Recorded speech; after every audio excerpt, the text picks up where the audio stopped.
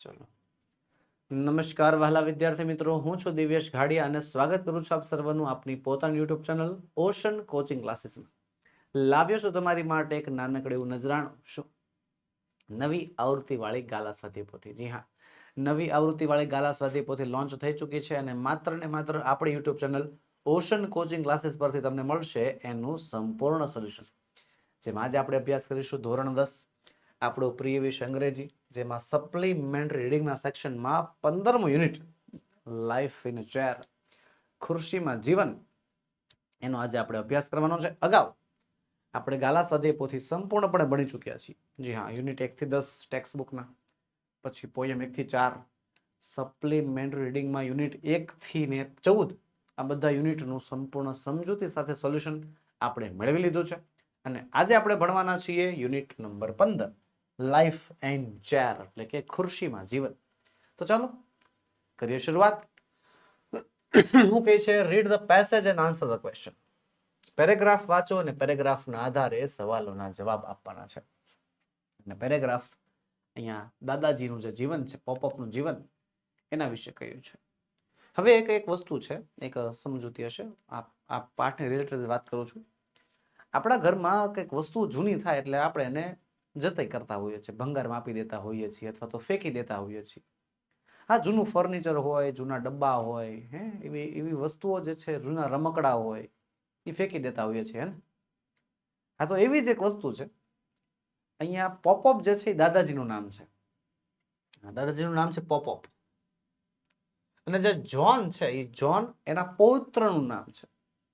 Okay, હવે દાદાજી પાસે એક વ્હીલચેર છે. સોરી, વ્હીલચેર એટલે વોકિંગ ચેર છે. બોલે આમ કેમ બેઠા, ખુરશી પર બેઠા હતા આમ થાય આખી. હા, એવી એક વોકિંગ ચેર છે. અને એ જૂની થઈ ગઈ છે, ખરાબ થઈ ગઈ છે, સડવા આવી છે.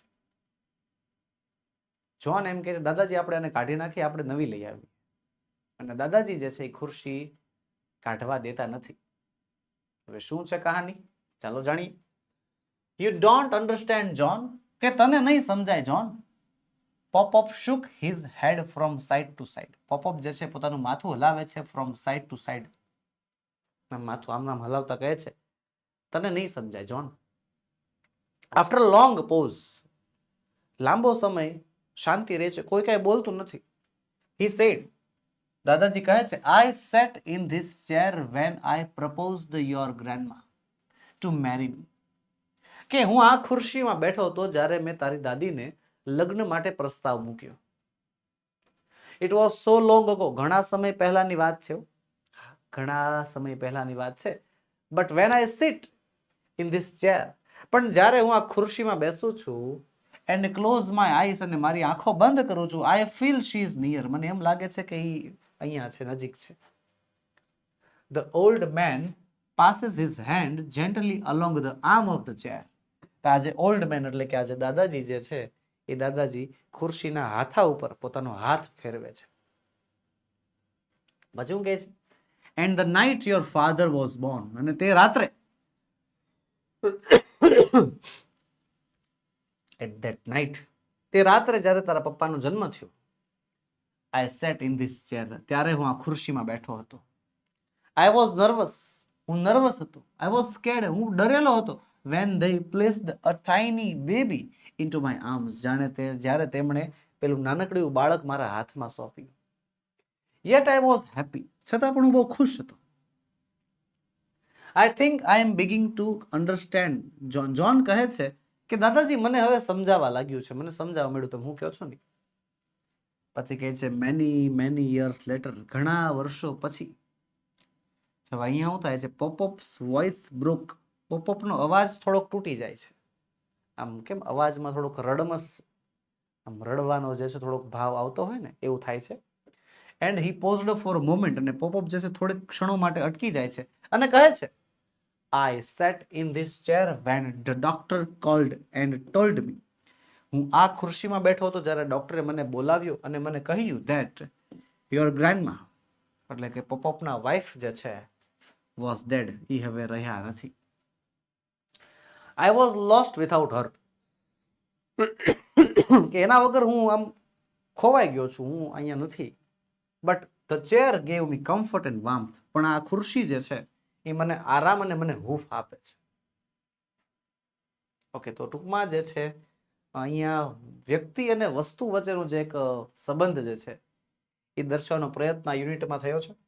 ઓકે, તો ચાલો આગળ વધીએ. હવે સવાલ છે પહેલો, what does Popup feel when he sits in this chair? કે પોપઅપને કેવું ફીલ થાય છે જ્યારે તે આ ખુરશી ઉપર બેસે છે? તો જો જ્યારે આ ખુરશી ઉપર બેસે છે ત્યારે તમને કેવું ફીલ થાય છે? જો લાસ્ટમાં લખ્યું છે કમ્ફર્ટ એન્ડ વાર્મથ મળે છે. Okay, when Popup sits on this chair, કે જ્યારે પોપઅપ આ ખુરશી પર બેસે છે, he feels grandma is near. તેને એવું ફીલ થાય છે કે જે છે એ ગ્રાન્ડમા એ નજીક જ છે. હા, ઓકે. આગળ, on what occasions did Popup sit on the chair? ચાલો સવાલ સમજો. વોટ ઓકેશન્સ, ઓકેશન્સ એટલે થાય છે પ્રસંગો, કે કયા કયા પ્રસંગો ઉપર, કયા કયા પ્રસંગોમાં કે પોપઅપ આ ખુરશીમાં બેઠા હતા. તો કયા પ્રસંગોનું વર્ણન છે? અહીંયા 3 પ્રસંગો છે. એક પ્રપોઝલ, બીજું કે જ્યારે બાળકનો જન્મ થાય છે, અને ત્રીજું જ્યારે દાદીમાં મૃત્યુ પામે છે. આ 3 પ્રસંગો લખવાના. Popup sat on the chair when he propose to grandma, જ્યારે દાદીમાને પ્રસ્તાવ મૂક્યો લગ્નનો. When John's father was born, જ્યારે જોનના પપ્પા જન્મ્યા. એન્ડ વેન ગ્રેન્ડમા ડાઇડ, જ્યારે દાદીમાની મૃત્યુ થઈ. આ 3 પ્રસંગો છે કે જ્યારે પોપઅપ જે છે એ ખુરશીમાં બેઠા હતા. પછી સવાલ number 3, how did the chair help Popup? કે આ ખુરશી પોપઅપને કેવી રીતે મદદ કરે છે? તો કેવી રીતે મદદ કરે છે? કે જે દાદાજી જે છે એ આમ થોડાક કહેવાય કે ભાનમાં નથી રહેતા, પણ આ ખુરશી જે છે એને એક સહારો આપે છે, એને કમ્ફર્ટ અને વાર્મથ આપે છે. The chair gave Popup the comfort and warmth. આ ખુરશી દાદાજીને જે છે આરામ અને એક હૂંફ આપે છે. પોપઅપ વોઝ લોસ્ટ વિથઆઉટ, કે પોપઅપ ખોવાઈ ગયા હતા. કોના વગર? એમના પત્ની વગર, જોન્સ ગ્રાન્ડમા. યસ, શું કહે છે જો અહીં ત્યાં, હા, આઈ વોઝ લોસ્ટ વિથઆઉટ હર. આ હર એટલે કોણ છે? તો પોપઅપના દાદી, સોરી પોપઅપના વાઇફ, જોનના દાદી, હે ને? Popup was lost without grandma. વધુ લખી શકાય John's grandma. Okay, when they placed the tiny baby into Popup's arms, કે જ્યારે તેમણે પોપઅપના હાથમાં પેલા નાનકડા બાળકને આપ્યું. he was, તો શું હતા? તો જો he was nervous, A nervous હતા, થોડાક ડરેલા પણ હતા. હા, તો he was scared but happy. scared and nervous, scared but happy. પછી શું? happy. ચાલો આગળ વધીએ. આગળ વધીએ એની પહેલા ખાસ નોંધ, પ્રાથમિક, માધ્યમિક અને ઉચ્ચતર માધ્યમિક ત્રણેય લેવલના વિદ્યાર્થીઓ માટે ખાસ સૂચના કે તમારા માટે સ્વ અધ્યયન પોથી સોલ્યુશન, સમજૂતી પ્લસ સ્વાધ્યાય સોલ્યુશન, ગાલા સ્વાધ્યાય પોથી સોલ્યુશન, પ્રોજેક્ટ પ્રવૃત્તિ બુકનું સોલ્યુશન, પ્રયોગ પોથી ભૂગોળ પોથી સોલ્યુશન, અંગ્રેજી ગ્રામરનું સોલ્યુશન, યુનિટ ટેસ્ટ અને આઈએમપી પ્રશ્નો સાથે સાથે અસાઇનમેન્ટ અને આઈએમપી પેપર્સ, આ બધાના સોલ્યુશન તમારી માટે તૈયાર છે. જે સોલ્યુશન તમે અમારી પાસેથી મંગાવી શકો છો. વોટ્સએપ પરથી જોઈએ છે, મળી જશે. આપણો વોટ્સએપ નંબર 7046222254 પર કોન્ટેક્ટ કરો અને વોટ્સએપ પરથી પીડીએફ મંગાવો, અથવા એપ્લિકેશનમાંથી ડાયરેક્ટ ડાઉનલોડ કરવી છે તો પણ વાંધો નથી. આપણી એપ્લિકેશન છે ઓશન કોચિંગ ક્લાસીસ, એમાંથી તમે આ પીડીએફ કે પીપીટી ડાયરેક્ટ ડાઉનલોડ કરી શકો છો. ડાઉનલોડ કરવા માટેની લિંક નીચે વિડીયોમાં આપેલી છે. ઓકે, તો બસ વાલા વિદ્યાર્થી મિત્રો, આગળ વધીએ બીજા પ્રશ્ન તરફ. Select the word having nearest meaning. Slam, slam એટલે થાય છે ટકરાવ, આમ ભટકાય, બેંગ થઈ જવું, બેંગ. એન્યુઅલ એટલે થાય છે વાર્ષિક, વર્ષે આવતું હોય, વાર્ષિક.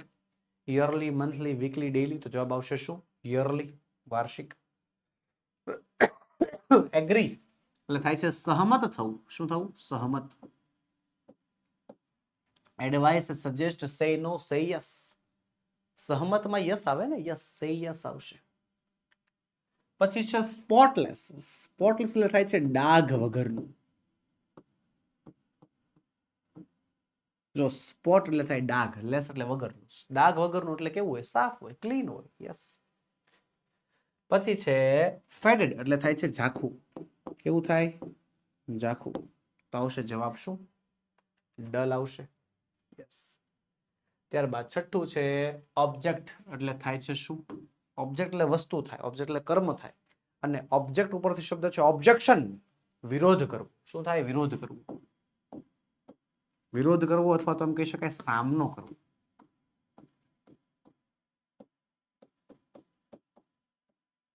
આવશે જવાબ શું? બી અગેન્સ્ટ, સામનો કરવો. પ્રપોઝ એટલે કે પ્રસ્તાવ મૂકવો. Prepare, present, offer, produce. જવાબ આવશે શું એનો? ઓફર, પ્રસ્તાવ મૂકવો. રિયલાઇઝ એટલે થાય છે આમ સમજાવવું, સહમત થવું અથવા તો સમજાવવું. તો આવશે અન્ડરસ્ટેન્ડ.